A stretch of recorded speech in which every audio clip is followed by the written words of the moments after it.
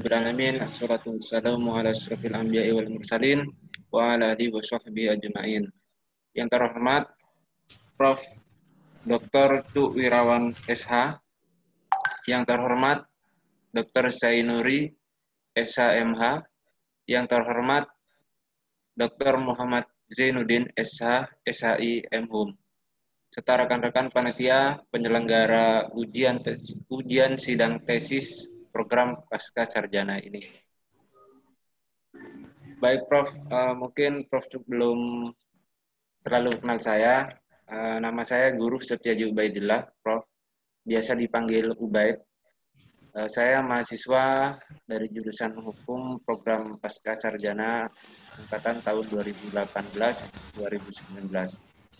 Baik, hari ini saya akan mempresentasikan hasil sidang tesis kami dengan judul Analisa Peralihan Kewenangan Impor Garam pada Peraturan Pemerintah Nomor 9 Tahun 2018 tentang Tata Cara Pengendalian Impor Komoditas Perikanan dan Komoditas Pegaraman sebagai bahan baku dan bahan penolong industri. Untuk yang pertama, latar belakang. Indonesia sebagai negara hukum sebagaimana di Pasal 1 Ayat 3 Undang-Undang 1945, di mana sistem hukum yang dianut yaitu civil law atau tertulis dengan undang-undang. Untuk hierarki perundang-undangan ada di Pasal 7 Ayat 1 Undang-Undang Nomor 12 Tahun 2011 tentang pembentukan peraturan perundang-undangan dengan prinsip lex superior derogat legis priori. Indonesia sebagai negara maritim dengan kekayaan alam yang luar biasa, namun di tahun 2018 pemerintah melakukan impor garam untuk kebutuhan industri, di mana ada peralihan kewenangan di situ yang sebelumnya kewenangan dipegang oleh namun dalam peraturan pemerintah nomor 9 tahun 2018 tersebut kemudian diubah menjadi dua, yaitu di mana untuk garam industri, kebutuhan bahan penolong industri, kewenangannya diubah kepada Kementerian Perindustrian, sedangkan garam selain industri tetap pada Kementerian Kelautan dan Perikanan. Menurut kami ada beberapa kejanggalan, karena untuk garam impor yang jelas hanya garam industri. Karena selain untuk garam industri, dalam negeri pun sudah sangat-sangat memenuhi. Dari itu kami tertarik untuk mengkaji, menganalisa tentang PP nomor 9 tahun 2018 ini.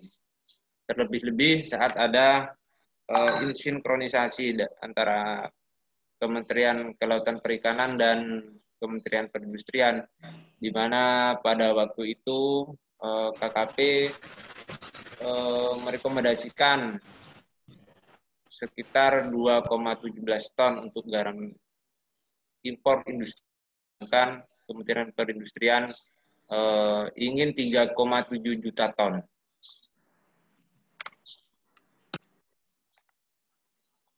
Rumusan masalah, kami akan mengkaji apakah peraturan pemerintah Republik Indonesia nomor 9 tahun 2018 ini pembentukannya sudah sesuai apa tidak dengan Undang-Undang nomor 12 tahun 2011 tentang pembentukan perundang-undangan. Yang kedua, bagaimana akibat hukum implementasi peraturan pemerintah Republik Indonesia nomor 9 tahun 2018 ini. Kemudian tujuan kami untuk menganalisa peraturan pemerintah Republik Indonesia nomor 9 tahun 2018 dibandingkan dengan Undang-Undang nomor 12 tahun 2011 tentang pembentukan perundang-undangan. Yang kedua, untuk mengetahui dan menganalisa apa akibat hukum implementasinya apabila tetap dilaksanakan. Bab 2 tinjauan pustaka, mungkin ada peraturan perundang-undangan, dan lain-lain. Iya, pembahasan kesesuaian pembentukan peraturan pemerintah nomor 9 tahun 2018 dengan Undang-Undang nomor 12 tahun 2011 tentang pembentukan peraturan perundang-undangan. Yang pertama, dasar pertimbangan dalam perumusan PP nomor 9 tahun 2018. 1. Aspek material dalam suatu perundang-undangan tidak lepas dari asas-asas di dalamnya.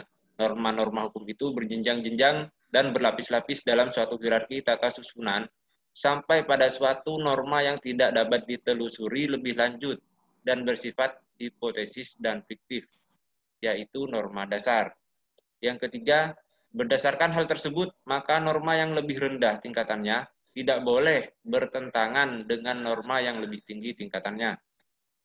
Yang keempat, memperhatikan pada bagian konsideran dalam perumusan PP nomor 9 tahun 2018 memang sudah tidak sesuai dengan tata hierarki peraturan perundang-undangan sebagaimana yang telah disebutkan dalam pasal 7 ayat 1 Undang-Undang nomor 12 tahun 2011, yaitu undang-undang berada di urutan ketiga setara dengan Perpu.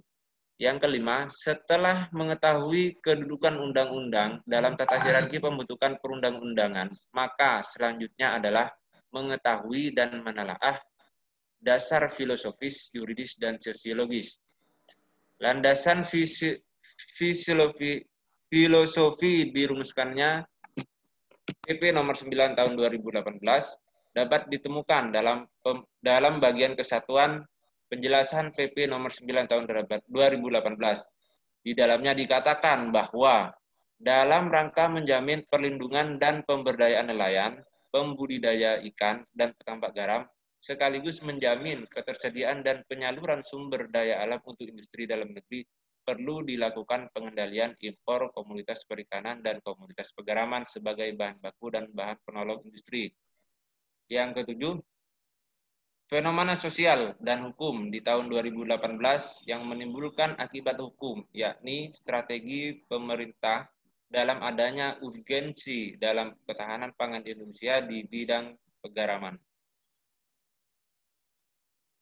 Kemudian menelisik pada hakikat dibentuknya suatu perundang-undangan sebagai landasan filosofis tidak dapat dipisahkan dari landasan dasar, yakni Konstitusi Negara Indonesia, Undang-Undang Dasar 1945.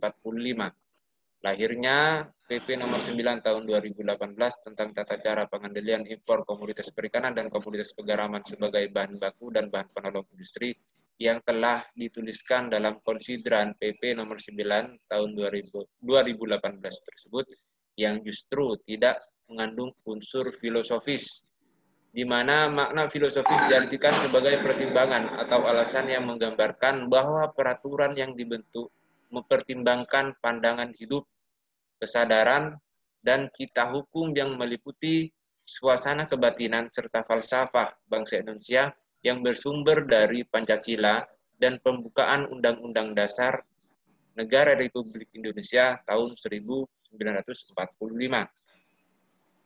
Selanjutnya, dasar filosofis yang melatar belakangi terbentuknya PP tersebut menunjukkan tidak adanya kesesuaian antara apa yang diamanatkan dalam pasal 5 huruf C Undang-Undang nomor 12 tahun 2011 yang disebutkan bahwa peraturan perundang-undangan harus berisikan materi muatan yang membentuk peraturan perundang-undangan yang harus dilakukan berdasarkan pada asas pembentukan perundang-undangan yang baik, yang meliputi kesesuaian antara jenis hierarki dan materi muatan. Kemudian,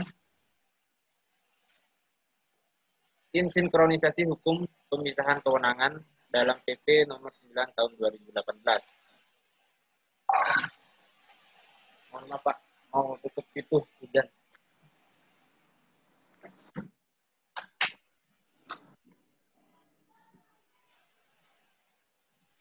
Yang pertama, yang menjadi temuan penulis adalah adanya insinkronisasi antara pasal 37 Undang-Undang Nomor 7 Tahun 2016 tentang perlindungan dan pemberdayaan nelayan, pembudidaya ikan, dan petambak garam dengan pasal 3 ayat 2 PP nomor 9 tahun 2018 tentang tata cara pengendalian impor komoditas perikanan dan komoditas pegaraman sebagai bahan baku dan bahan penolong industri.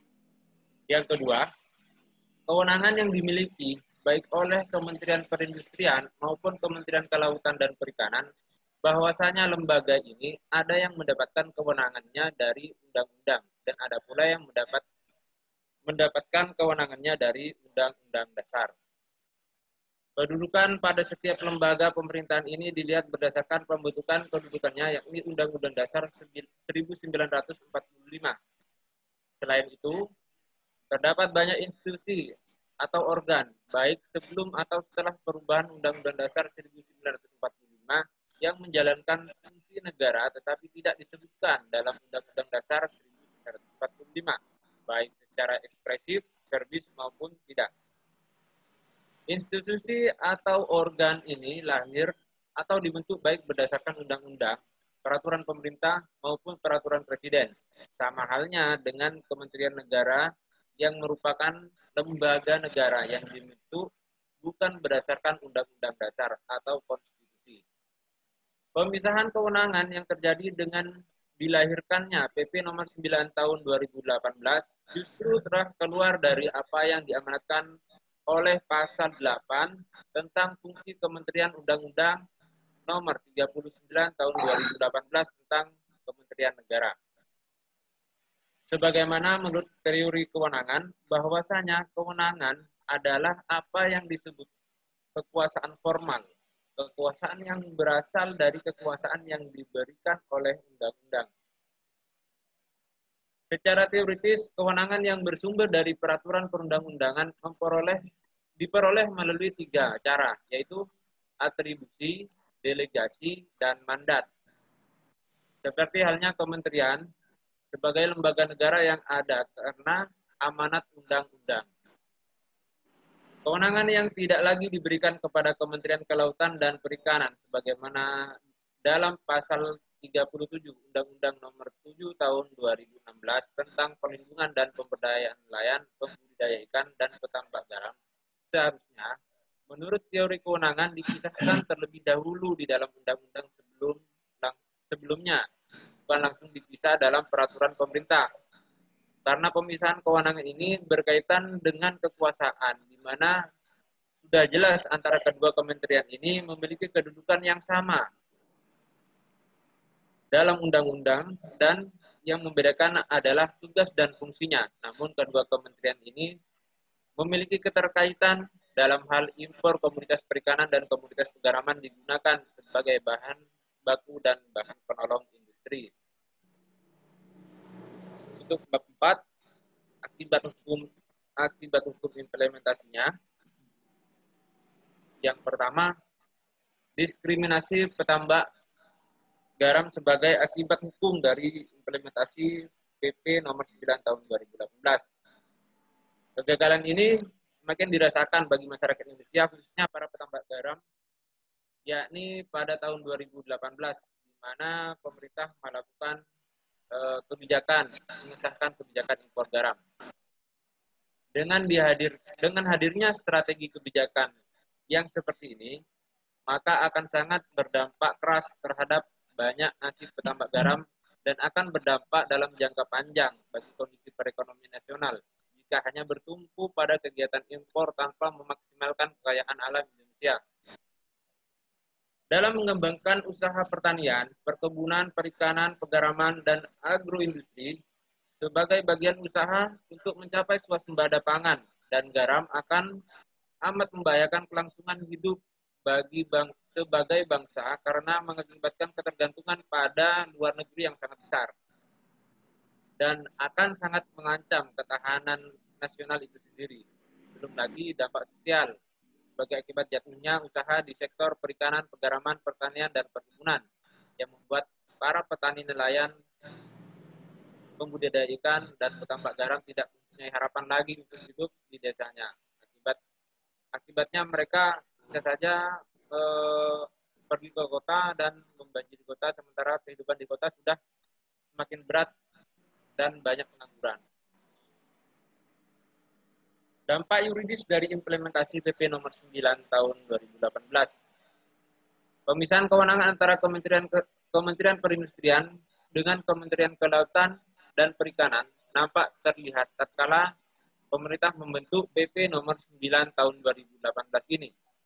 Pada prinsipnya, sesuai dengan teori kewenangan, kewenangan dalam arti yuridis adalah suatu kemampuan yang diberikan oleh peraturan perundang-undangan yang berlaku untuk menimbulkan akibat hukum.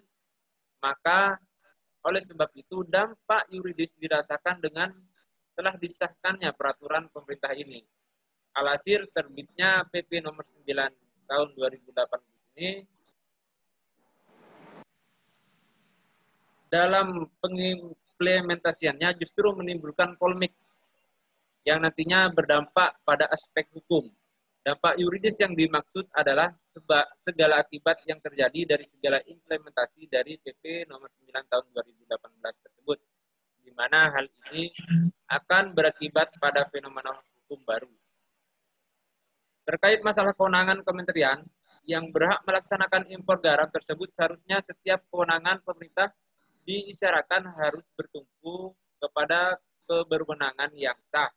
Tanpa adanya kewenangan yang sah, setiap pejabat atau badan tata usaha negara tidak dapat melaksanakan suatu perbuatan pemerintah. Kewenangan yang sah merupakan atribut bagi setiap pejabat atau badan negara. Di mana dalam hal ini baik Kementerian Perindustrian dan juga Kementerian Kelautan dan Perikanan mendapatkan kewenangan tersebut berdasarkan pada kewenangan atributif yang sifatnya baru yang diperoleh dari Undang-Undang Dasar 1945 dan Undang-Undang Kewenangan Atributif ini tidak dapat didelegasikan, artinya tidak bisa dialihkan kecuali ditentukan lain. Tindakan Menteri Perindustrian tersebut secara hukum ketatanegaraan dan hukum administrasi terkait impor garam bukan merupakan kewenangannya. Memang di dalam PP nomor 9 tahun 2018 berikan kewenangan terhadap Menteri Perindustrian terkait impor garam. Akan tetapi dilihat dari segi teori kewenangannya, kewenangan yang dimiliki Kementerian Perindustrian tidak relevan. Karena undang-undang yang lebih tinggi memberikan rekomendasi kepada Kementerian Kelautan dan Perikanan terkait impor garam. Dan juga Menteri Perindustrian tidak menerima delegasi dari Menteri KKP. Selain itu, Menteri KKP juga tidak merekomendasikan atau mengizinkan kewenangan impor garam diberikan kepada Menteri Perindustrian. Berdasarkan pada hal tersebut, yakni terkait tindakan yang dilakukan Menteri Perindustrian akan menimbulkan akibat hukum. Adapun akibat hukum itu dalam pasal 74 Undang-Undang Nomor 7 Tahun 2016 tentang perlindungan dan pemberdayaan nelayan, pembudidaya ikan, dan petambak garam, yaitu dipidana dengan pidana penjara paling lama 4 tahun dan denda paling banyak 6 miliar rupiah. Penutup, kesimpulan yang pertama, memperhatikan asas lex superior derogat legio imperi dan teori Stenbau Anskelsen dalam perumusan PP nomor 9 tahun 2018 bahwa amanat dalam pasal 5 huruf C Undang-Undang nomor 12 tahun 2011, yakni kesesuaian antara jenis, hierarki, dan materi muatan. Dalam hal ini pasal 37 Undang-Undang nomor 7 tahun 2016 tentang perlindungan dan pemberdayaan nelayan, pembudidaya ikan, dan petambak garam mengalami insinkronisasi, yaitu pertentangan hukum. Selain itu, landasan filosofis pembentukan peraturan pemerintah ini tidak memperhatikan amanat pasal 33 ayat 3 Undang-Undang Dasar 1945. Disinilah letak ketidaksesuaian tersebut. Dampak yuridis dari implementasi PP nomor 9 tahun 2018 terkait pemisahan kewenangan antara Kementerian Perindustrian dan Kementerian Kelautan dan Perikanan, yakni berakibat kepada Kementerian Perindustrian itu sendiri, sebagaimana yang tertuang dalam pasal 74 Undang-Undang nomor 7 tahun 2016 tentang perlindungan dan pemberdayaan nelayan, pembudidaya ikan, dan petambak garam, adanya sanksi pidana atau sanksi penjara dan denda. Kemudian saran kami yang pertama, bagi pemerintah Indonesia sebagai lembaga legislatif dan eksekutif agar tidak tergesa-gesa dalam merumuskan peraturan pemerintah, khususnya terkait swasembada garam melalui kebijakan impor, sehingga menciderai wewenang dari salah satu pihak, yakni Kementerian Kelautan dan Perikanan. Yang kedua, saran bagi Kementerian Kelautan dan Perikanan untuk menempuh jalur legislatif review sebagai jalan tengah penyelesaiannya. Kajian ulang undang-undang itu bisa dimasukkan ke Proklenas dengan mengikuti ketentuan dalam Undang-Undang Nomor 12 Tahun 2011 tentang pembentukan peraturan perundang-undangan sebagaimana yang telah diubah dengan Undang-Undang Nomor 15 Tahun 2019 tahun saat ini. Mungkin itu yang dapat kami sampaikan. Untuk saran-saran, masukan, revisi sangat kami harapkan dari Bapak-Bapak sekalian. Terima kasih.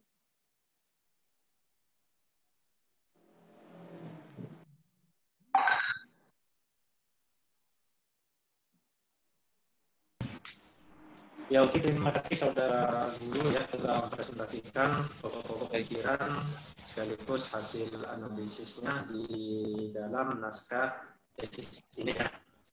Nah selanjutnya memasuki tahapan ujian ya, tahapan ujian.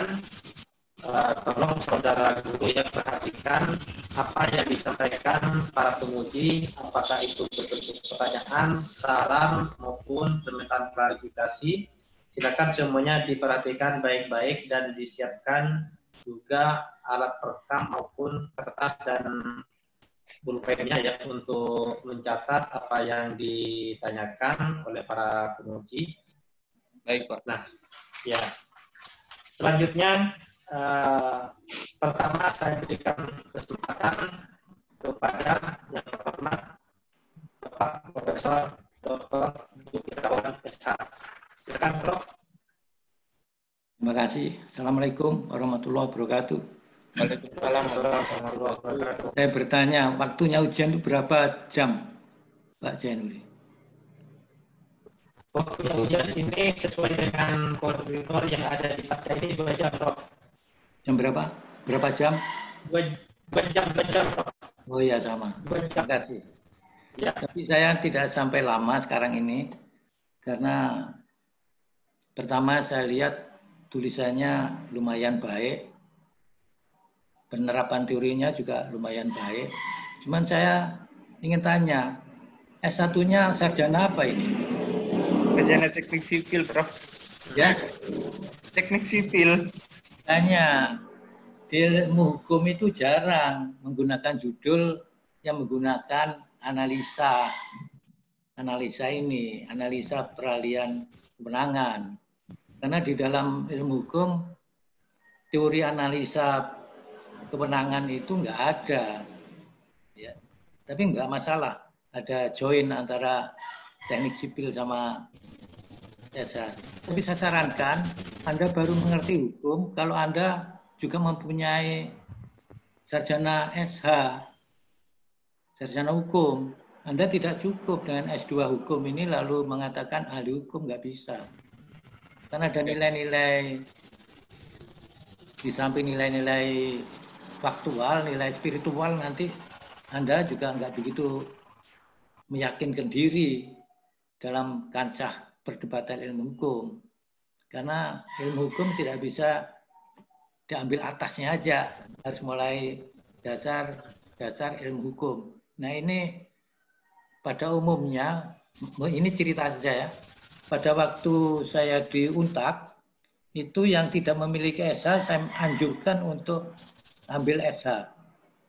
Sehingga ada yang ambil SH bersama-sama S3. Kalau S2-nya nggak SH nggak masalah waktu S3 itu. Tapi karena S1-nya harus SH. Jadi pada waktu itu banyak yang bimbingan saya itu ambil S1 sekaligus ambil S3. Karena itu akan membuat psikologi dari seorang master hukum lebih mantap, gitu kira-kira. Baik, Mas Baik. Baik, Prof. Saya coba ditayangkan lagi judulnya. Judul baik.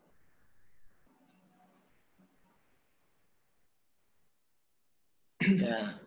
Ini, Prof. Jadi bentuk analisa peralihan kewenangannya apa kira-kira? Kalau ditanya begitu bagaimana? Analisanya kita dari teori-teori kewenangan, Prof. Gini, Mas. Analisa itu suatu teknik ya. Tidak bisa dibilang analisa, begitu nggak bisa. Analisa peralihan kewenangan itu jadi satu. Bukan analisa. Ya kalau matematik, analisa. Ini satu konsep. Analisa peralihan kewenangan itu satu konsep. Nah, jadi yang akan Anda pakai analisa itu adalah teori kewenangan nanti di sana di tulisan Anda itu. Bukan analisa lalu didiamkan. Jadi harus ikut itu nanti. Analisa kewenangan yang dipakai menganalisis tentang peralihan kewenangan ini. Nah, teori kewenangannya sudah ada. Tinggal Anda tadi sudah menjajarkan kalau kewenangan ini, masing-masing Anda yang sampaikan tadi adalah suatu analisa. Paham yang saya maksud? Jadi Paham, Anda tulisannya sudah menganalisa dengan teori analisa. Cuman Anda memahaminya analisa dipisahkan dengan peralihan kewenangan. Nah, ini saya betulkan. Kalau dalam konsep ini, analisa peralihan kewenangan itu satu konsep. Bukan analisa peralihan, bukan kewenangan, bukan itu. Tapi analisa peralihan kewenangan itu satu konsep. Ya. Nah, ini menarik ini karena di Fakultas Hukum jarang ada yang seperti itu. Baik. Kemudian yang dimaksudkan dengan ya ini yang saya tanya, yang dimaksudkan dengan ya, peralihan itu seperti Anda sebutkan tadi dari Menteri Kelautan ke Menteri Industri. Begitu. Betul, Prof. Nah, Betul, Prof. peralihan ini ada konsepnya enggak? Konsep peralihannya itu? Enggak, saya tanya aja ini. Kalau enggak ada, bilang enggak ada. Enggak apa-apa. Maksudnya konsep dari PP-nya itu, Prof. Jadi begini ya, kalau kita bicara peralihan, itu kan sudah tahu tadi dari Menteri Kelautan ke Menteri Industri. Ya. Nah, peralihannya ini sebenarnya mengapa Anda mengutarakan peralihan, gitu loh.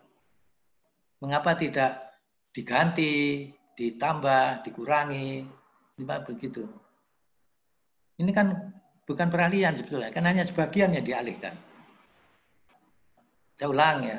Kalau Ya, peralihan itu berarti dari rumah ke rumah. Ya. Kalau meja, kursi, rumahnya enggak, apa itu peralihan? Itu yang saya tanyakan. Yang dialihkan di sini itu kewenangan rekomendasinya, Prof. Kewenangan rekomendasi impor garam. Nah, itu harus ada di dalam naskah sampaian. Kan ada itu istilahnya apa nih? Defini judul itu ada nggak? Untuk di judul tidak ada. Nggak ada. Nah, jadi Anda melihatnya harus begitu ya. Jangan dipotong-potong. Jadi peralihannya di sini adalah peralihan kewenangan, gitu ya.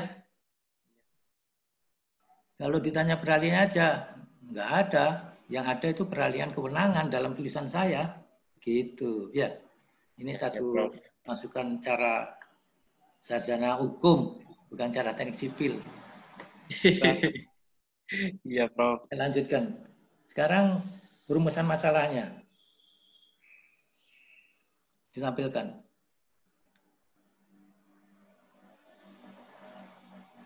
Rumusan masalah 1 intinya tentang apa itu? Intinya aja.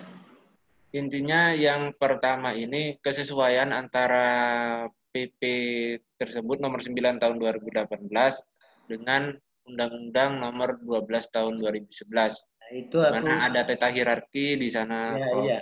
Ya. Ya, itu yang membuat saya agak bingung. Ya. Kalau namanya undang-undang dengan peraturan pemerintah, jelas itu nggak sama. Ya.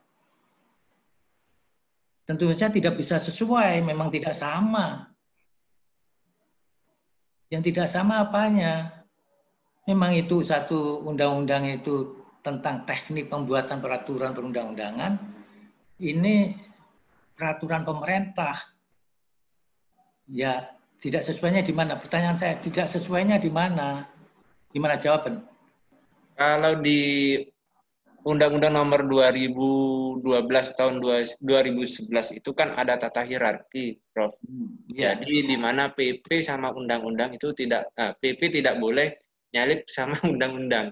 Jadi sedangkan yang kami analisa ini di Undang-Undang nomor 7 tahun 2016 itu kan mengatur bahwa kewenangan impor garam sepenuhnya ada di Kementerian Kelautan dan Perikanan.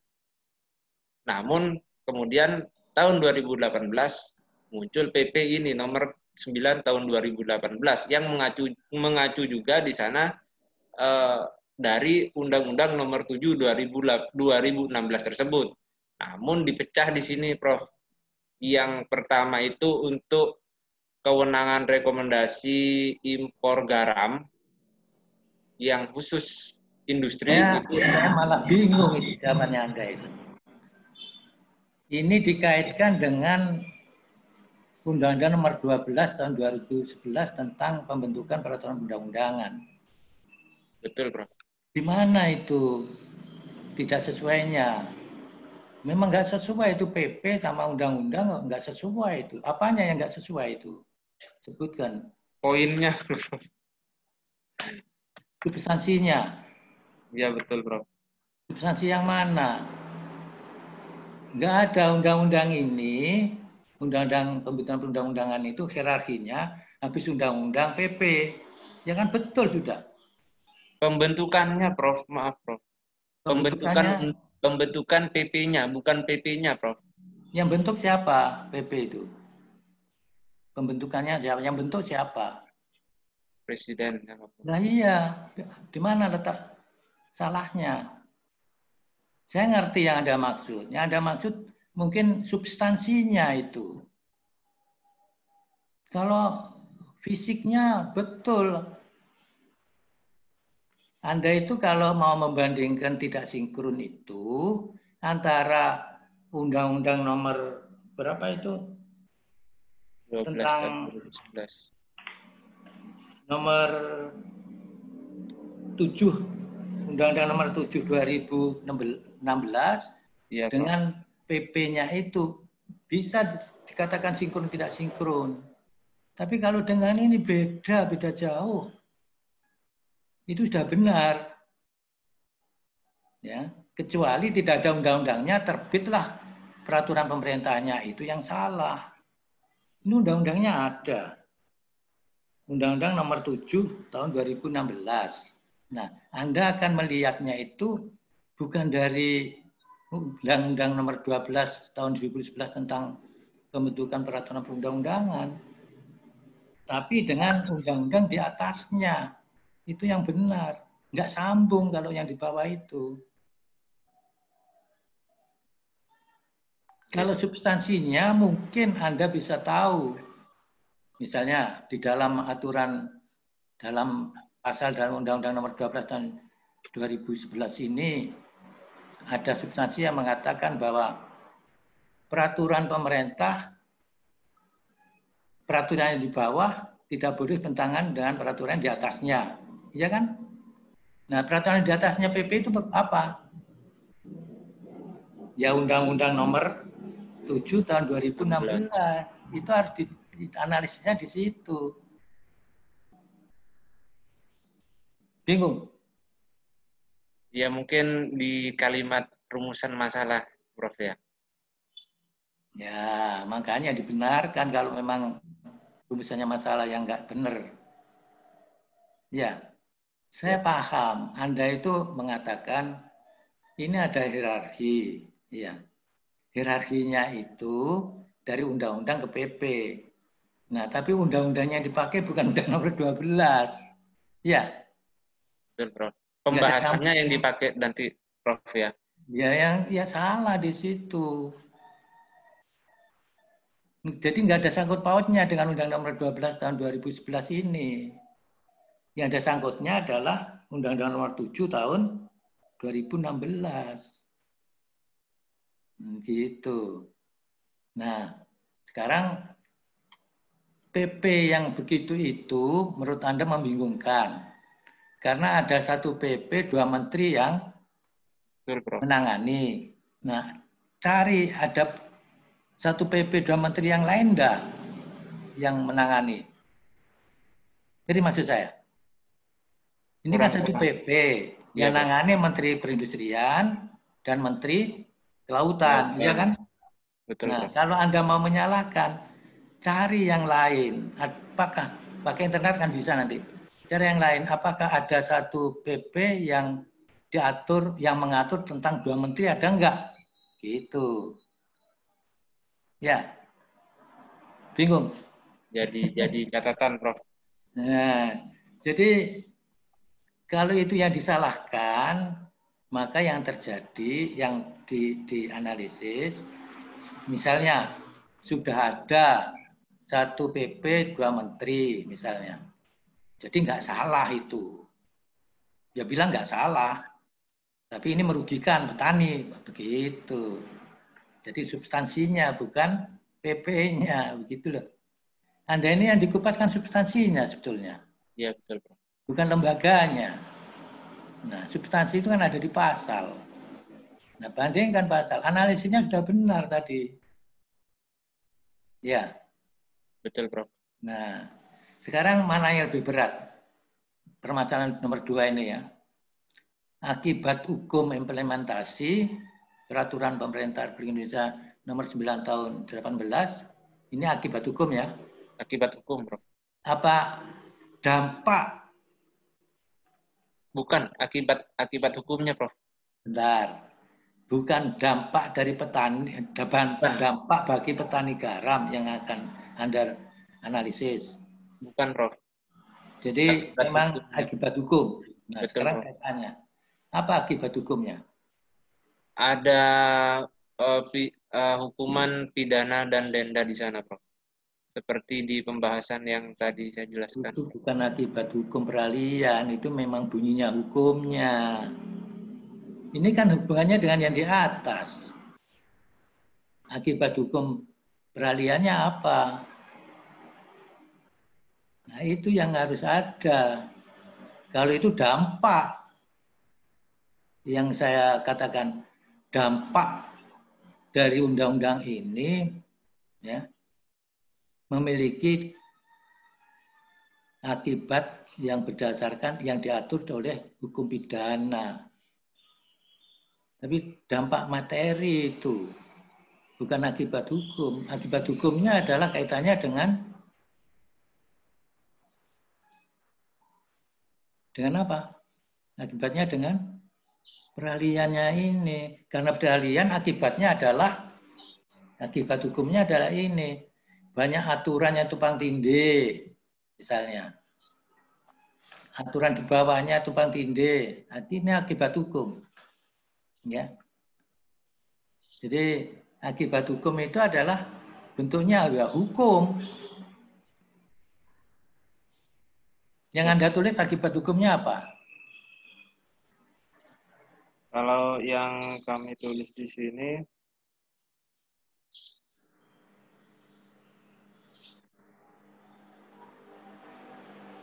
ya, Prof. Ada Di kesimpulan. Biasanya di kesimpulan. ya, Prof.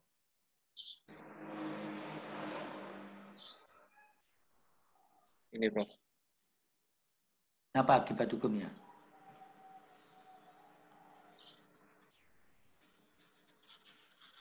Materi muatan dalam hal ini adalah pasal 37 Undang-Undang Nomor 3. Kan itu yang harus dianalisisnya. Ya, Prof. Ya. Apa itu akibat hukumnya? Pertentangan hukum, Prof. Enggak, isinya apa akibat hukumnya? Tentang pelindungan dan pemberdayaan dalam dan bertambah gram mengalami bukan mereka, aturannya ya inkonsiderasi ini. Pertentangan hukum. Selain itu landasan filosofisnya bertentangan dengan landasan filosofis itu yang diutamakan sebetulnya. Ya. Siap. Jadi terjadi sinkronisasi, bukan mengalami ya. Kalau mengalami itu orang. Iya, Prof. Terjadi itu kondisi. Ya. Ini hukum soalnya, beda kata-katanya. Ya. Terus tadi ada judul tentang pada. Dalam hukum nggak kenal pada itu. Ya. Peralihan pada, apa itu? Pada peraturan. Bukan peralihan pada. Kalau pada itu beralih memang. Ini beralih memang ya. Iya, Prof. Dari satu ke yang lain.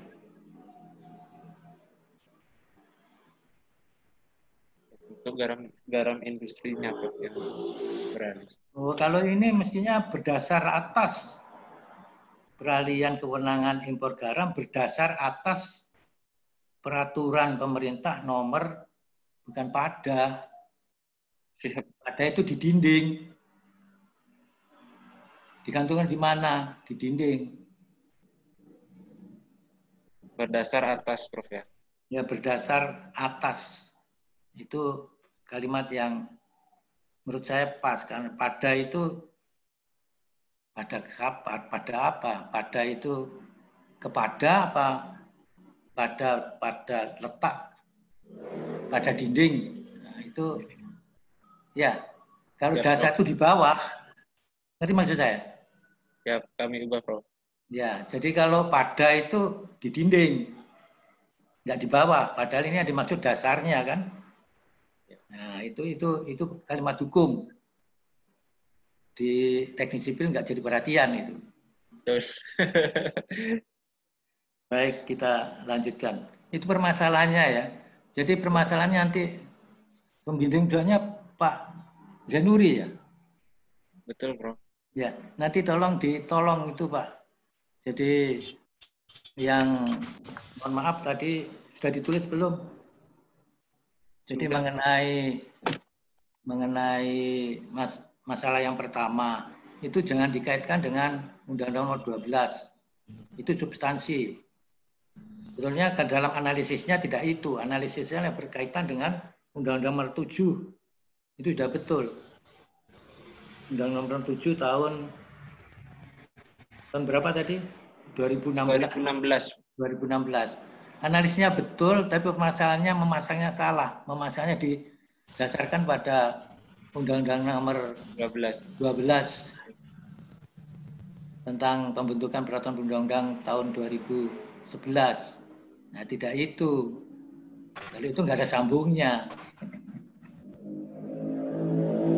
Barangkali saya cukup sekian, Pak Zainuri.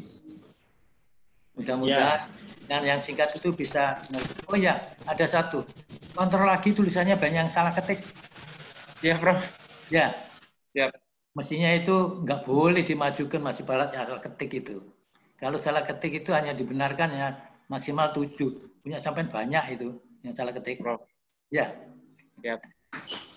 Terima kasih. Assalamualaikum warahmatullahi wabarakatuh. Sekaligus saya minta izin dari sidang ini. Waalaikumsalam warahmatullahi wabarakatuh. Pak Dr. Jumaidi. Terima kasih, Prof. Saya minta izin undur diri. Ya. Lalu Pak Ubaid saya minta izin undur diri, Pak Zainuri saya minta izin undur diri. Kesel Terima aku. kasih banyak Prof. Iya, Ju. Prof. Terima Iya, kasih, terima Prof. kasih. Cu. Mbak Evi, terima Iya, kasih. Prof. Terima kasih banyak, Prof. Cu. Pak Januddin, saya bilang sama Mbak Evi, kawan-kawan mahasiswa sana takut saya uji ya, gitu. Saya enggak, itu kan saya kesempatan memberi kuliah sebetulnya. Saya enggak nguji nih, saya memberi kuliah apa yang ia tulis sebetulnya. Dan saya tidak akan memberi nilai, saya pasti lulus. Terserah sana nilainya lulus tidaknya itu. Kalau saya menguji walaupun diuntak pasti lulus itu. Yang lain tidak Iya, lulus Prof. lain. Kalau saya apa? Yang penting sudah dari judul, permasalahan, tujuan, lalu kesimpulan, itu sudah satu lini, ya sudah benar. Dan nggak ada ilmiah yang benar itu nggak ada. Yang ada itulah kemungkinan benar. Itu yang ada. Jadi saya setiap menguji skripsi, tesis, disertasi tidak meluluskan. Hanya memberikan masukan saja. Itu kan urusannya yang menulis, bukan saya. Tanggung jawabnya pada penulis, bukan pembimbing. Begitu. Terima Iya, kasih. Prof. Assalamualaikum warahmatullahi wabarakatuh. Waalaikumsalam. Assalamualaikum warahmatullahi Wabarakatuh. Ya, terima kasih Prof. Ya, terima Prof, kasih terima juga kasih saya. Prof. Jo, Ya, terima kasih juga saya. atas Ya. sebagai penambahan penyempurnaan dalam draft tesis ini. Terima kasih Prof. Jo atas koreksinya. Ini Itu, Prof. Jo langsung enggak, masih- langsung panjenengan. Enggak usah ke saya. Oh, ya, Prof. Ya. Isinya sudah benar Ya. itu, Pak. Rumusannya yang di atas yang masih dibetulkan sedikit. Kalau analisisnya sudah benar. Iya, Prof. Ya. Jadi enggak banyak itu revisi. Iya. Ini Ya. sebenarnya benar. Iya, nanti disesuaikan aja. Yang paling banyak itu salah ketik malah. Iya, Prof. Bagus, Mohon maaf, Prof. bagus. Pak baik. Terima kasih. Assalamualaikum Ya. warahmatullahi wabarakatuh. Waalaikumsalam warahmatullahi wabarakatuh. Silakan terus. Iya, selanjutnya saya berikan waktu kepada Bapak Dr. Muhammad Zainuddin SH. Silakan Pak. Baik, terima kasih. Assalamualaikum warahmatullahi wabarakatuh, Mas Ubed, Pak Zainul. Waalaikumsalam warahmatullahi wabarakatuh, Pak Zin. Saya ingin melanjutkan diskusi kita ini dari apa yang sudah saya sampaikan pada tahapan sebelumnya, Mas Ubed. Baik, Pak Zin. Kita sudah banyak berdiskusi di sebelum Anda maju juga sudah banyak kita diskusi. Saya juga nanti ada beberapa hal yang nyambung dengan yang disampaikan oleh Prof. Cuk ya. Oleh karena itu mohon dicatat dengan seksama untuk bahan revisi. Nanti kalau mau ngambil ijazahnya kan biasanya harus menyerahkan revisi. Ya. Dan revisi itu baru ditandatangani kalau sesuai dengan hasil sidang, tesis begitu. Yang pertama,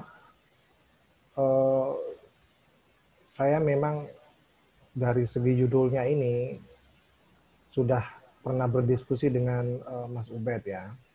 Cuman melengkapi apa yang disampaikan oleh Prof. Cuk tadi, sepertinya kok perlu memang dipertegas konsep tentang peralihan itu, Mas Ubed. Ya. Karena yang dialihkan itu kan tidak hanya yang dialihkan itu kan cuma rekomendasinya saja dan jenis garam penolong industrinya saja kan. Artinya tidak semuanya dialihkan gitu dari Kementerian Kelautan ke Kementerian Industri. Nah, makanya pertanyaannya kenapa itu ada peralihan gitu? Karena yang dialihkan itu kan cuma rekomendasinya dengan jenis yang penolong industrinya saja. Dan itu dianggap relevan dengan Kementerian Perindustrian gitu. Ya. Nah, jadi saya setuju dengan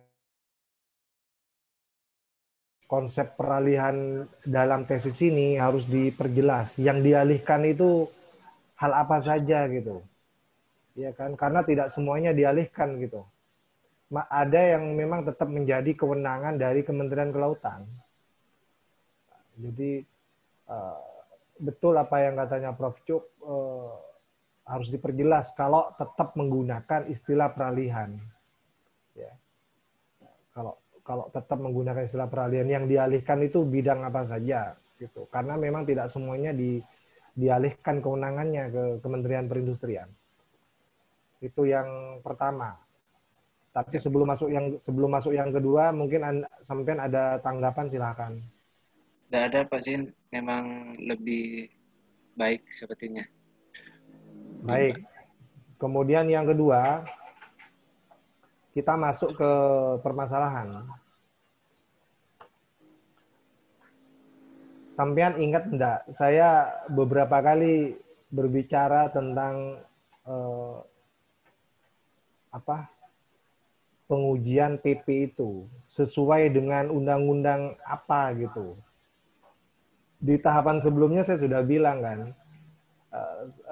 kenapa Anda harus menguji PP ini dengan menggunakan Undang-Undang Nomor 12 Tahun 2011. Padahal substansinya kan beda. Gitu.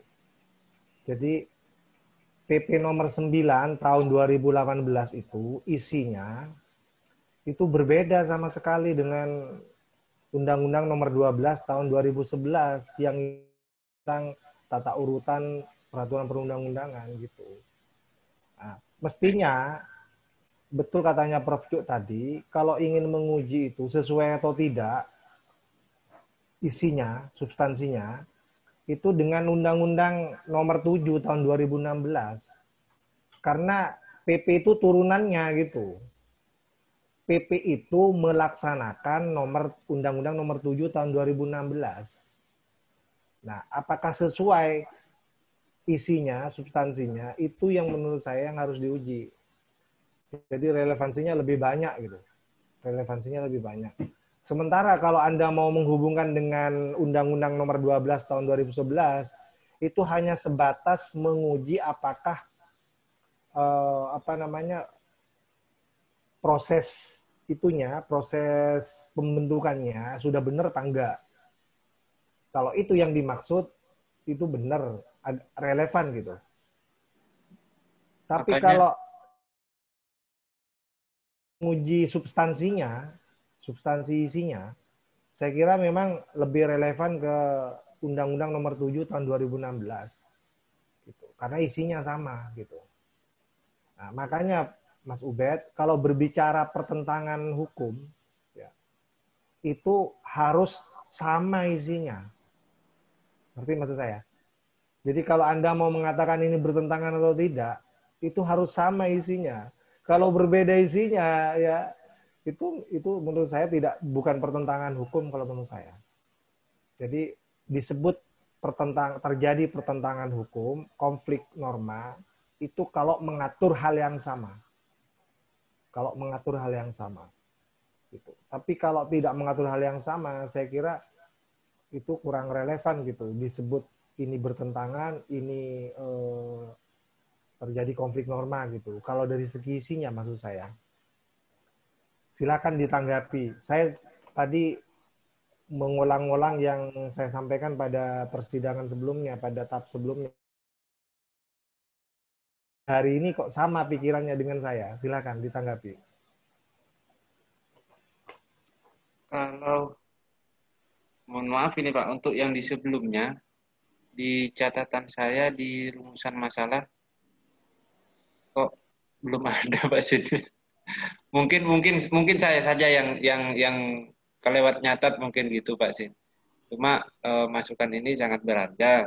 Namun yang perlu saya jelaskan di sini, apa nantinya tidak sama saja Pak Sin.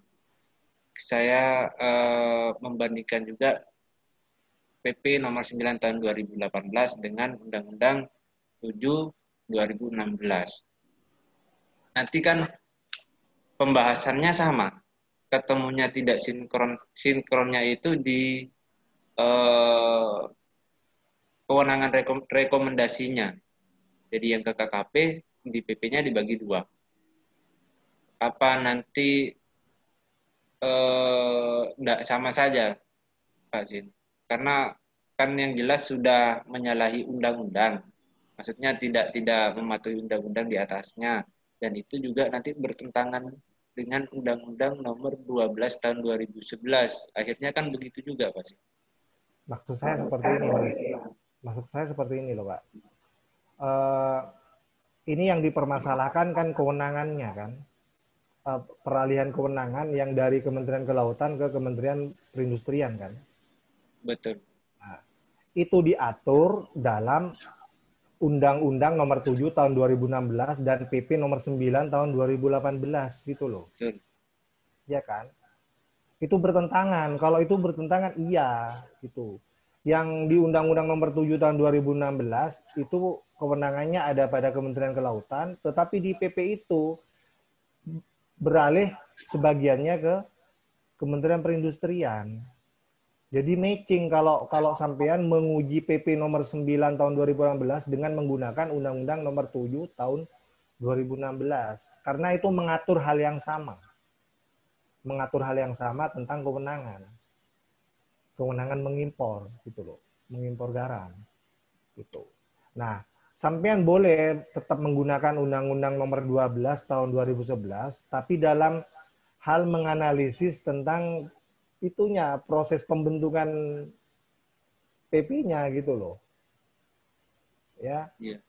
Itunya saja sampean kalau misalnya mau menggunakan Undang-Undang nomor 12 tahun 2011 gitu. Iya. Tapi substansinya Undang-Undang nomor 12 ini tidak mengatur tentang fokus kajian sampean, yang mengatur tentang kewenangan itu. Gitu. Jadi kalau di Undang-Undang nomor 12 itu hanya bicara proses pembentukan peraturan perundang-undangan dan tata urutannya. Gitu. Betul. Ya kan? Tapi tidak mengatur sama sekali tentang kewenangan-kewenangan impor garam itu gitu loh. Iya. Ya. Itu Makanya ya, untuk yang rumusan masalah yang kami tulis di sini kan dalam pembentukannya, Pak Sin. Jadi, apakah peraturan pemerintah nomor 9 tahun 2018 dalam pembentukannya sudah sesuai dengan Undang-Undang nomor 12 tahun 2011? Jadi, saya tekankan di pembentukannya gitu. Ya itu maksud saya. Jadi relevan kalau itu di dalam hal pembentukannya, proses pembentukannya. Betul. Menjadi tidak relevan kalau yang dipertanyakan itu substansinya, kewenangannya, kewenangan mengimpornya itu kan ada di Undang-Undang Nomor 7 Tahun 2016 dan PP Nomor 9 Tahun 2018 gitu loh, Mas. Ya, itu maksud saya. Ya. Kemudian yang berikutnya, yang ketiga, menurut sampean ya, analisanya sampean, itu yang dialihkan itu kan cuman ininya saja, Mas. Tadi kan cuman sebagian saja. Yang dialihkan itu kan kewenangan rekomendasi untuk jenis garam penolong industri yang dialihkan. Nah, ya kan? Nah, secara normatif, sampean kan ini penelitiannya normatif kan? Iya. Secara normatif apanya yang keliru? Yang dialihkan itu kan dalam hal rekomendasi untuk garam penolong industri, bukan garam-garam yang lain. Memang, Pak Sin. Ya, secara normatif. Saya bicara secara normatif loh ya. Ya, di mana salahnya itu? Menurut saya tetap salah, Pak Sin, karena di Undang-Undang Nomor 7 Tahun 2016 itu tidak diatur menjadi dua, memang tidak menjadi dua. Artinya sepenuhnya yang namanya impor garam itu, yang namanya garam adalah rekomendasinya dari KKP.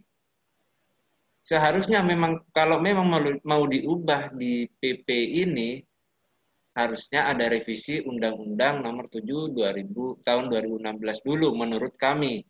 Jadi dipisah dulu di undang-undangnya, lalu baru di PP itu bisa dipisah juga. Mungkin begitu menurut kami, Pak Sin. Nah, saya kasih masukan juga ya buat sampean ya. Oke. Sampean menggunakan leg superior, derogat leg inferior kan? dalam hal menemukan jawaban terhadap pertentangan ini kan. Sampai menggunakan kaidah lex superior itu kan. Nah, bagaimana relevan enggak kalau saya menggunakan kaidah yang lain, lex specialis derogat legi generalis. Jadi PP itu ternyata juga menjelaskan hal-hal yang sifatnya khusus terhadap yang umum. Apa yang khusus? Khusus rekomendasi garam penolong industri itu kewenangannya dipindah ke Kementerian Perindustrian, tidak menjadi kewenangan dari KKP.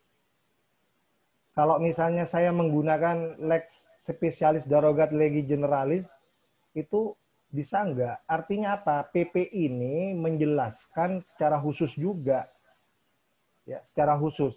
Khusus rekomendasi garam penolong industri yang awalnya dari KKP ya, dialihkan ke Kementerian Perindustrian. Bagaimana menurut Anda? Untuk teori lain belum kita kaji, Pak, karena yang kita pakai yang ada di sini. Kita pakai teori yang ini. Ya, baik. Saya paham. Berarti sampean tetap menggunakan lex superior ya. Superior. Lex superior derogat legi inferior, ya kan? Nah, sampean juga harus tahu, Mas, ada kaidah lain yang menyebutkan bahwa lex spesialis derogat legi generalis. Hukum yang sifatnya khusus itu bisa didahulukan ya daripada yang umum. Artinya sesuatu yang khusus itu bisa menjelaskan yang umum. Ya.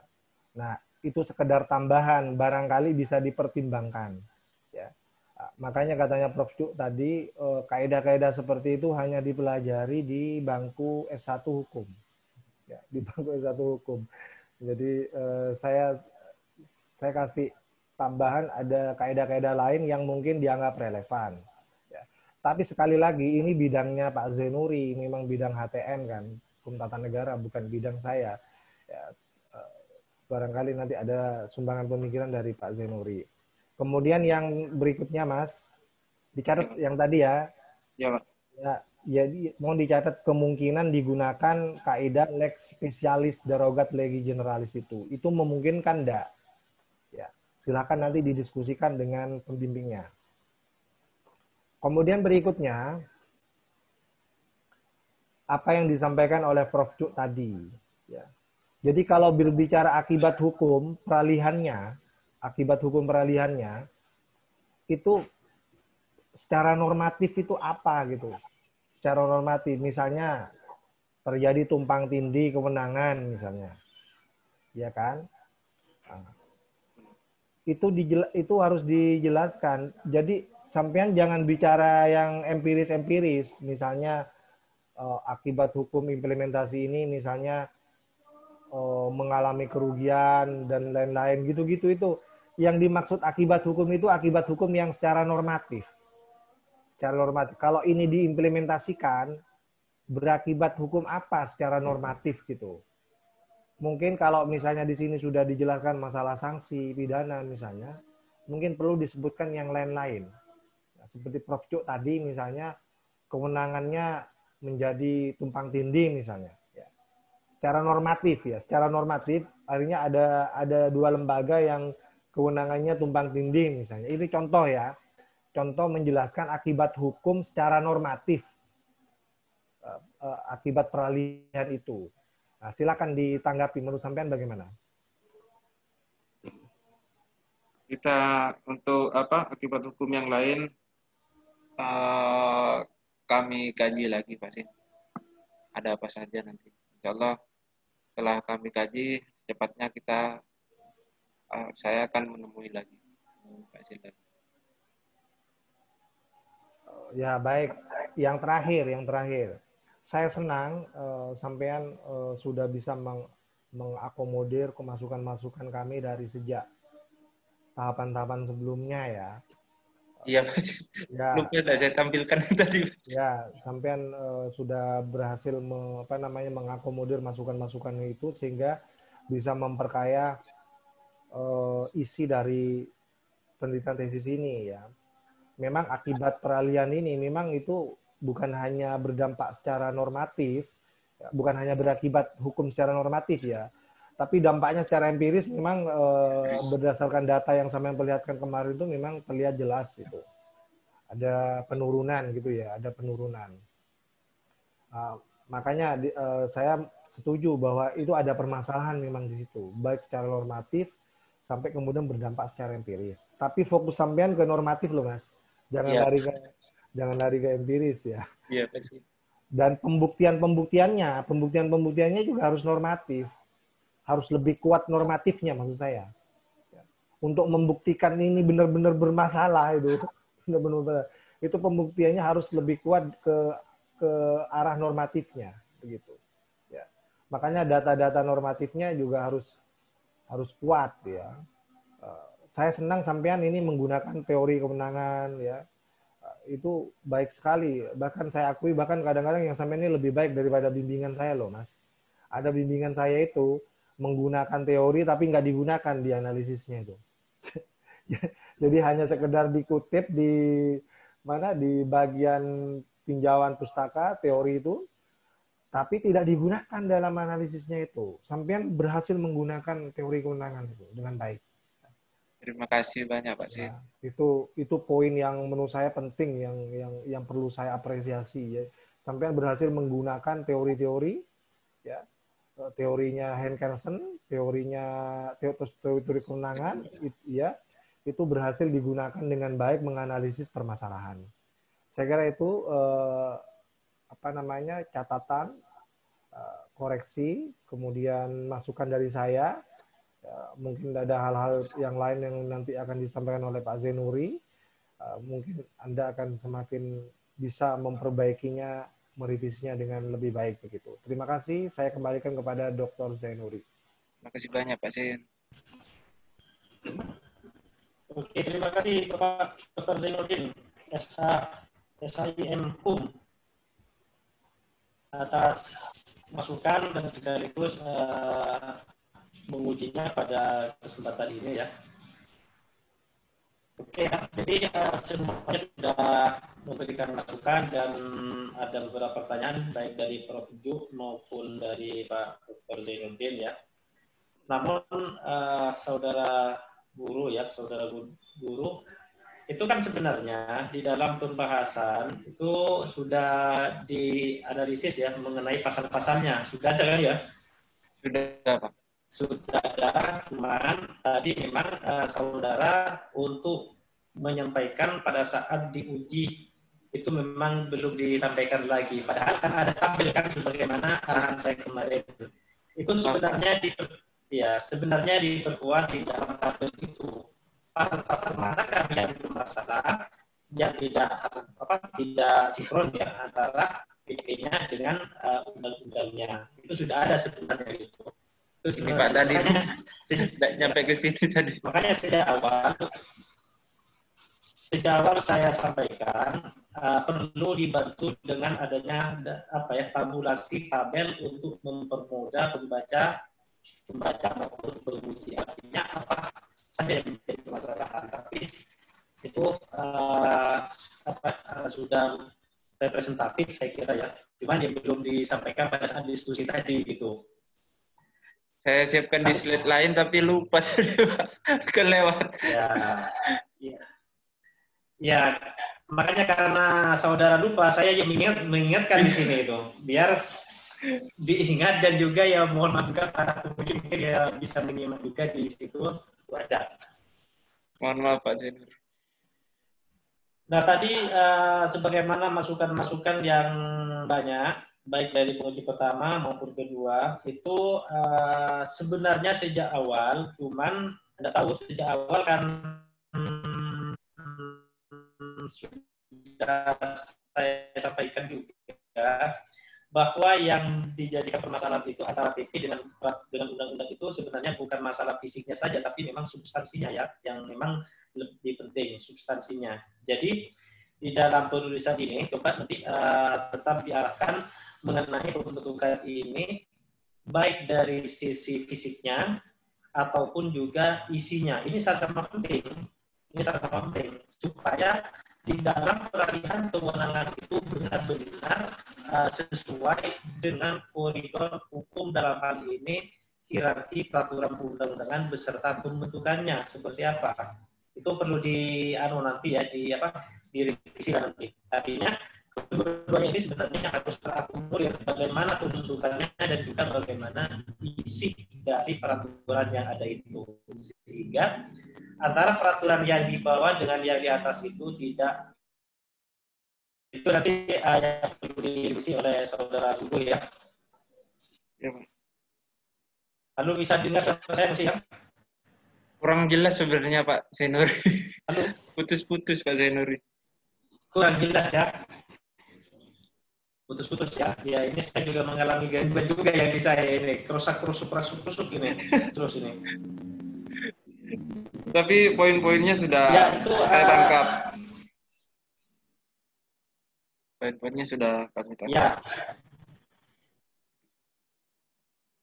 Termasuk akibat-akibat hukum, silakan nanti diperkuat lagi akibat hukumnya itu seperti apa. Apakah akibat hukum di sini terhadap normanya itu sendiri, ataupun akibat hukum dari sisi sosialnya, sosiologisnya. Tetapi ingat, kalau penelitian ini adalah penelitian normatif, tetapi tidak masalah kalau misalnya mengupas sedikit mengenai akibat secara sosiologis, tidak ada masalah, tetapi tetap kembali kepada analisisnya, yaitu adalah normatif. Tidak ada masalah, itu hanya tambahan saja ya, hanya tambahan saja untuk lebih perfectnya.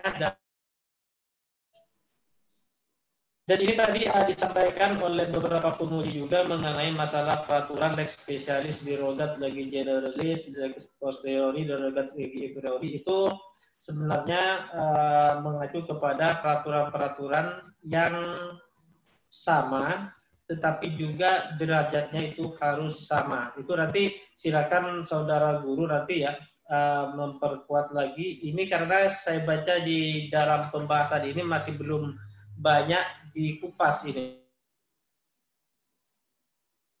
Ya. Asas ketika terjadi konflik peraturan perundang-undangan. Dan saya hanya mengingatkan, kemarin sebenarnya saya sebagai pemimpin telah memberikan masukan pada saat ujian proposal maupun seminar hasil ya. Jadi di dalam Undang-Undang Nomor 12 Tahun 2011 itu bukan hanya bicara urusan masalah fisiknya saja, bukan hanya bicara persoalan bagaimana proses pembuatannya, tetapi mengarah juga kepada substansinya undang-undang itu. Bagaimana substansinya sehingga di dalam Undang-Undang Nomor 12 Tahun 2011 itu ada yang namanya asas-asas pembentukan peraturan perundang-undangan. Nah, asas-asas itu sejatinya asas-asas kewenangan itu tadi, apakah di dalam PP itu sudah mengakomodir asas-asas yang ada di dalam Undang-Undang Nomor 12 Tahun 2011 misalnya. Apakah ini sudah diakomodir? Ternyata misalnya ada beberapa asas yang belum diakomodir di dalam PP. Nah, sehingga itu juga mengakibatkan adanya permasalahan mengenai peralihan kewenangan di situ. Nah,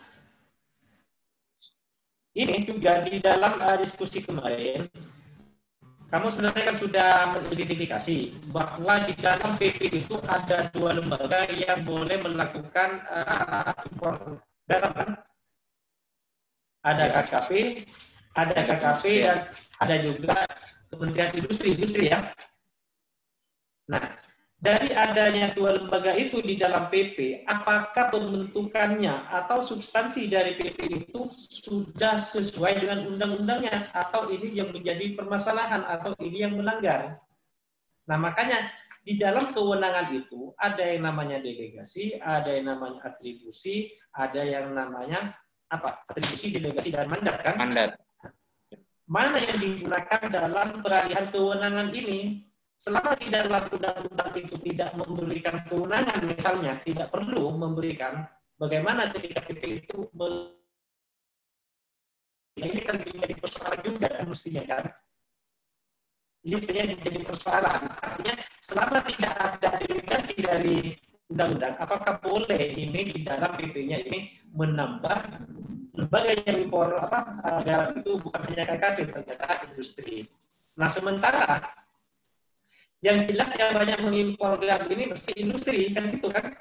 Padahal di dalam undang-undang ya di dalam undang-undang nomor 7 tahun 2016 ya gitu ya.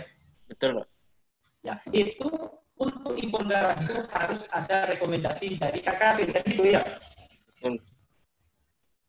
Ya gitu ya apa? Betul, Pak. Guru ya. Ada rekomendasi kan? Ada rekomendasi KKP. Di dalam KKP. PP ini ada lembaga yang boleh mengimpor garam yaitu industri di bawah Kementerian Perindustrian. Nah, apakah dengan tidak adanya rekomendasi dari KKP ini sah misalnya melakukan impor garam? Nah, ini yang menjadi permasalahan sebenarnya dalam naskah tesis ini sebenarnya kan. Itu sebenarnya kan. Dengan adanya pasal berapa 37 kalau tidak salah ya di PP itu melahirkan dua lembaga yaitu KKP dan juga industri untuk impor garam. Tetapi yang jelas yang banyak melakukan impor garam yaitu pasti industri. Nah, sementara untuk impor garam itu harus ada yang namanya KKP. Nah, selama ini rekomendasi ini tidak pernah digunakan, tidak pernah ada kan gitu ya, Guru? Karena yang diimpor garam itu yang industri. menjadi persoalan-persoalan yang mendasar. Nah, yaitu apakah di dalam undang-undangnya itu rekomendasi untuk lembaga yang impor garam itu ada kriteria atau tidak? Apakah garam industri atau garam apa? Tidak ada. Saya tidak paham itu. Yang jelas ada garam industri, ada garam apa? Rumah tangga mungkin ya? Konsumsi. Itu apa? Halo? Tidak disebutkan, Pak, di Undang-Undang Nomor 7 tahun 2016, Pak. Jadi semua impor garam melalui KKP. Nah, berarti kan ya impor garam apa itu tidak ada. Pak, tidak jelas. Yang jelas hanya impor garam kan, gitu kan? Iya. Ya. Ya itulah yang menjadi persoalan-persoalan. Boleh persoalan itu di tataran PP-nya, substansinya, boleh juga ke depannya itu undang-undang tentang pergaraman itu harus diperbaiki juga gitu kan itu. Oke, saya kira itu ya tambahan dari saya ya. Saya tidak menguji pada kesempatan ini karena saya sebagai guru dan pun yang bisa saya sampaikan pada kesempatan ini sedikitnya bisa sharing nanti di luar forum ini ya, di luar forum yang forum ini bisa diskusi lagi. Mungkin dari Pak Zin mungkin ada tambahan, silakan Pak Zin mungkin. Halo, ya Pak Zenori. Ya, silakan. Saya tambahkan sedikit, Mas Ubaidillah. Ya, Pak. Saya sebenarnya menunggu. Ya, silakan. Saya sebenarnya menunggu ditampilkan slide ini loh, yang sampean ini loh, tabel. Tabelnya. Nah, tabel ini sebenarnya penting tadi ditampilkan waktu presentasi. Jadi terjadi peralihan kewenangan itu kalau ditampilkan dengan menggunakan tabel itu saya kira lebih jelas gitu. Dan poinnya juga lebih mantap gitu ya. Jadi kalau di Undang-Undang Nomor 7 bunyinya seperti ini, di PP Nomor 9 tahun 2018 seperti ini. Ya. Jadi kewenangan yang lama di Undang-Undang Nomor 7 begini, di PP Nomor 9 seperti ini. Nah, yang seperti ini nih bagus menurut saya. Jadi kalau berbicara peralihan kewenangan, kalau dilengkapi dengan penggunaan tabel seperti ini, saya kira lebih bagus ya. Lebih bagus. Saya senang kalau ada tabelnya seperti ini. Jadi mereka-mereka yang tidak paham-paham karena misalnya tidak cukup waktu membaca keseluruhan isinya, tapi dengan membaca sedikit saja isi tabel ini itu sudah sekian persen bisa dipahami gitu. Ya. sampean sebenarnya sebagian persen isi dari tulisan sampean ada di tabel ini. Gitu. Iya betul, ada di tabel ini. Ini sangat baik sekali kalau misalnya menggunakan tabel.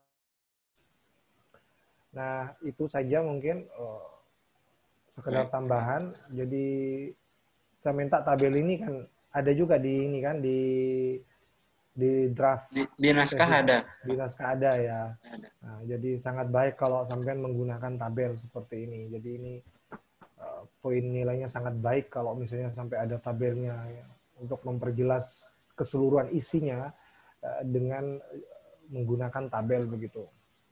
Saya kira itu. Baik, Terima kasih Pak Zainuri memberikan kesempatan yang terakhir buat saya. Jadi saya kira sangat baik perjalanan ujian kita pada pagi ini. Saya kembalikan kepada Bapak Dr. Zainuri. Ya oke, terima kasih Bapak Dr. Muhammad Zainuddin. Ya, terima kasih. Saya kira cukup ya sampai di sini ujian tesis untuk saudara guru ya. Sehingga sampai di sini segala sesuatunya nanti silakan direvisi ya, karena manusia itu sudah final, sudah sempurna, tidak ada. Semuanya itu adalah berusaha untuk lebih baik dan lebih sempurna. Dan ini menjadi sebuah kewajiban kita sebagai orang akademisi untuk memberikan masukan dan juga untuk merevisi. Artinya masukan itu selama itu baik itu wajib hukumnya untuk dimasukkan di dalam draft tesis ini. Jika sampai di sini ya, terima kasih sekali lagi kepada Bapak Dr. Muhammad Zainuddin, SH, SIRUM ya, dan saudara guru ya yang telah mempresentasikan hasil dari tulisan ini. Saya terima kasih juga kepada saudari Devi ya.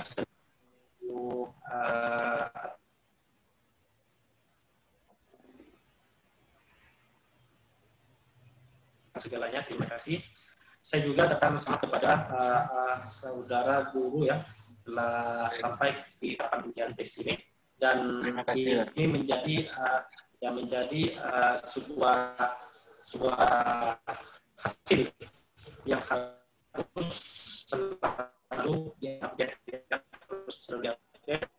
dan dipublikasikan kepada masyarakat. Karena apa?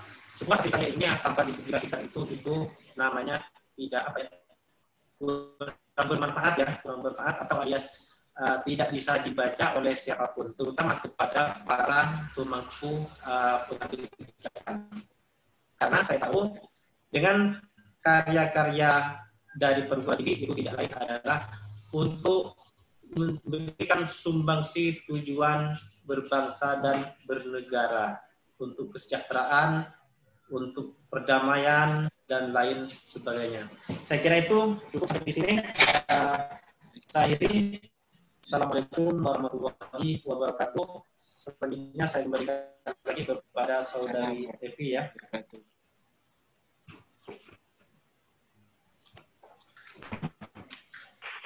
Terima kasih atas waktunya Bapak Dr. Zainuri SHMH.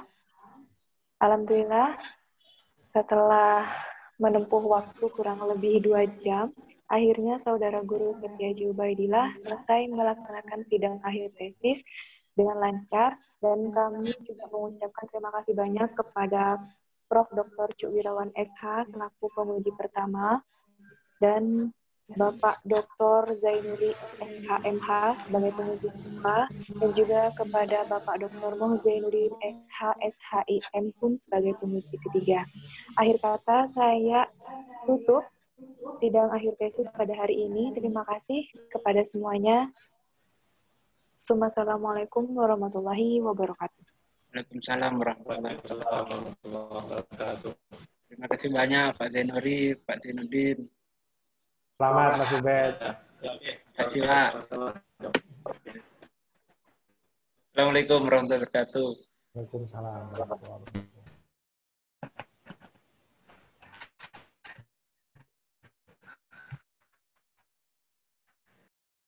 Waalaikumsalam warahmatullahi wabarakatuh.